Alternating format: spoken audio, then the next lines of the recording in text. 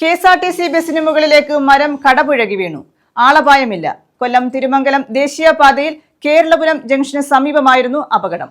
കനത്ത മഴയിലും കാറ്റിലും മരം കടപുഴകി വീഴുകയായിരുന്നു. അപകടത്തിൽ ബസിന് കേടുപാടുകൾ സംഭവിച്ചിട്ടുണ്ട്. കൊല്ലം തിരുമംഗലം ദേശീയപാതയിൽ കുണ്ടറ കേരളപുരത്താണ് അപകടമുണ്ടായത്. കേരളപുരം ജംഗ്ഷന് സമീപം സ്വരലയ മ്യൂസിക് സ്കൂളിന് മുന്നിൽ അപകടകരമാംവിധം ഉണങ്ങി നിന്ന മരമാണ് കനത്ത മഴയിൽ കടപുഴകി വീണത്. കഴിഞ്ഞ ദിവസം ഉച്ചയോടെയായിരുന്നു അപകടം. കൊല്ലത്ത് നിന്നും കൊട്ടാരക്കരയിലേക്ക് പോയ കെ.എസ്.ആർ.ടി.സി ബസിന് മുകളിലേക്കാണ് മരം കടപുഴകി വീണത്. അപകടത്തിൽ ഇരുചക്ര വാഹന യാത്രികർ തലനാരിഴയ്ക്കാണ് രക്ഷപ്പെട്ടത്. കാൽനട യാത്രികർ ഓടി മാറിയതിനാൽ അപകടം ഒഴിവായി. ബസിന്റെ മേൽക്കൂര തകർന്ന് പൊട്ടിപ്പൊളിഞ്ഞ നിലയിലാണ്. സമീപത്ത് സ്കൂളുകളും മറ്റും ഉണ്ടായിരുന്നിട്ടും അപകടകരമായി നിൽക്കുന്ന മരങ്ങൾ മുറിച്ചു മാറ്റാൻ അധികൃതർ ഇതുവരെയും തയ്യാറായിട്ടില്ലെന്നും ആക്ഷേപമുണ്ട്.